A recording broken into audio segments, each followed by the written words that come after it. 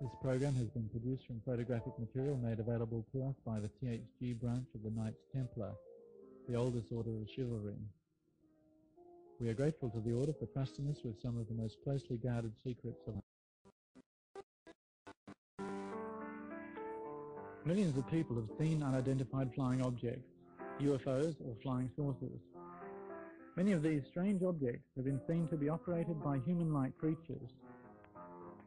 It is far too frightening for most of us to consider what these objects may be, where they come from, and who's sending them. But in this program we will examine the evidence in the form of photos, diagrams and plans which link the enormous number of sightings during and after World War II with research, construction and test flights of a great number of electromagnetically driven craft.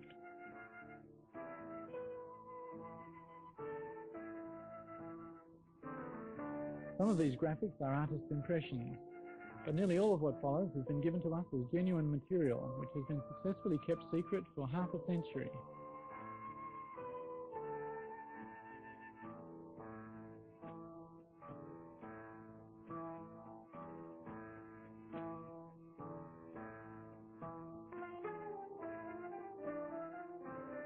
These photographs were taken by an eyewitness who describes a saucer-shaped craft flying a little faster than a jet airplane, flying very low, emitting a faint singing noise.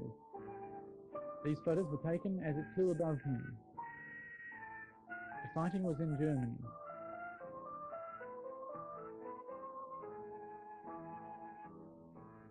Just in time I take photos as it flies above me. It has three round technical devices underneath, and in the middle a deep blue point with the white emblem of the German Nazi Party. The UFO is quite large. It is light blue in color, and it frightens me. It looks very strange, and it flies very quietly away from me. Behind the wall, another UFO is parked in the dark, but I can see all the different parts quite clearly. Again, there are three technical devices underneath, and there are also some sort of wheels which were put underneath to make it movable. It looks like a big axle with big wheels. A truck is there, and a crane in the background. There are only two people visible, one underneath the spaceship and the other one on the roof, where there is a small cockpit. Everything is very quiet. There is a cross painted on the spaceship that looks similar to the German Nazi flag. There are no glass windows, but there are two round openings with something above them. Underneath the UFO there are strange looking plates which look like rotors of a turbine engine, but they are probably something different. There are protruding parts underneath that look like guns. They could not possibly be antennas because they are too thick. The ship has a diameter of 18 to 20 meters. It looks really dangerous. Next to the truck there's another car parked. It's a VW. Everyone laughed when I told them the story of what I saw. They say I was drunk. I might have been drunk too much beer, but I'm convinced I saw a UFO.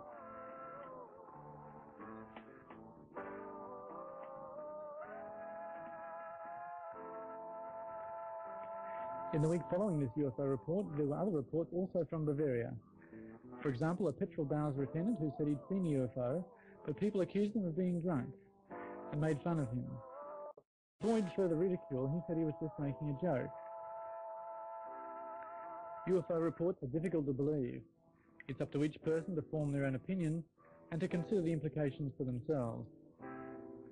On the 14th of December 1944, the New York Times published the first of the UFO news stories.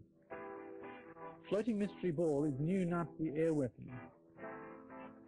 It was disclosed on December the 13th by the Supreme Headquarters of the Allied Expeditionary Force that a new German weapon made its appearance on the Western Air Front. American airmen report that they are encountering silver-coloured spheres in the air above German territory. The spheres are being encountered singly and in clusters. Sometimes they are semi-translucent. This report is suggestive of electromagnetically driven craft. These objects frequently appeared where German troops were concentrated in northern Europe. Many ghost rockets were sighted, especially in Scandinavia and Norway.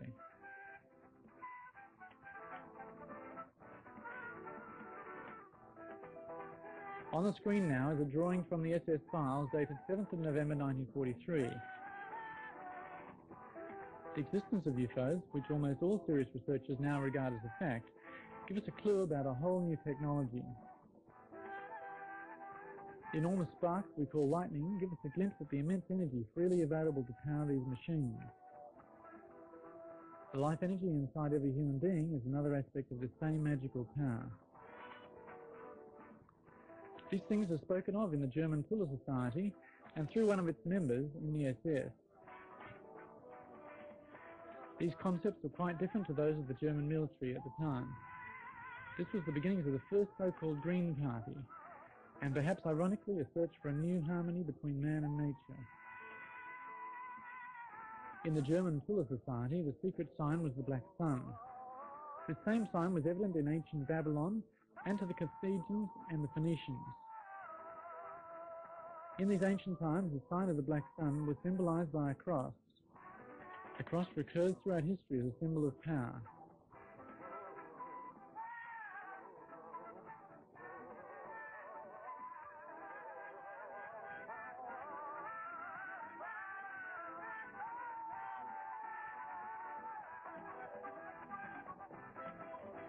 This symbol can be seen in the swastika of the Third Reich.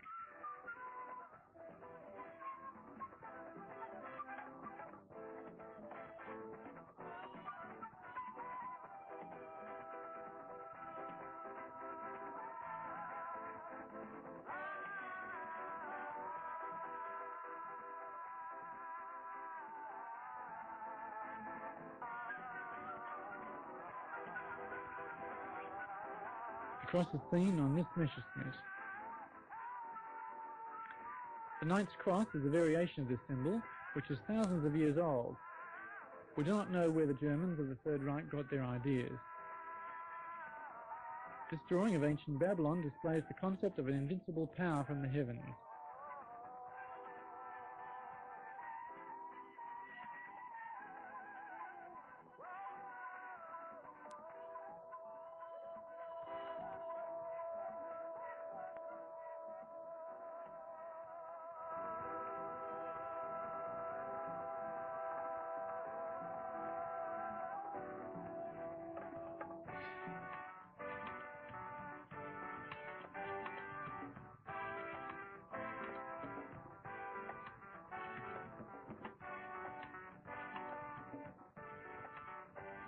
Victor Schauberger was one of the leading scientists in the very intense push for a new and clean energy. Simplified, it could be called implosion instead of explosion.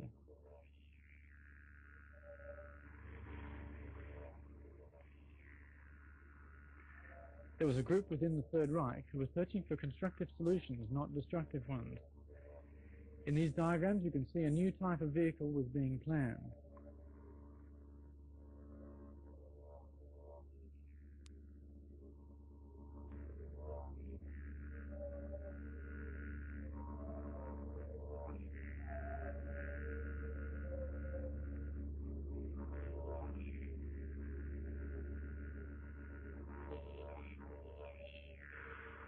The normal combustion engines using fossil fuels in our cars are dependent on the explosion principle and hence tend to be destructive to the environment.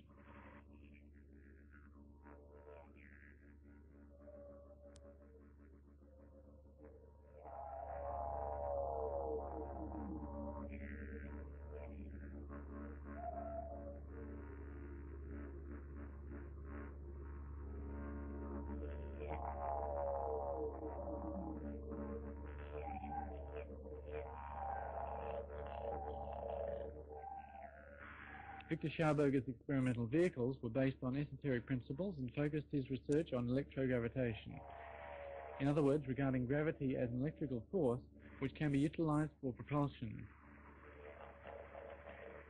The U-13 department of the SS concentrated their efforts on this technique. This was the means by which the Hanibu flying saucer was powered. Here you can see the construction plans of the Hanibu 2.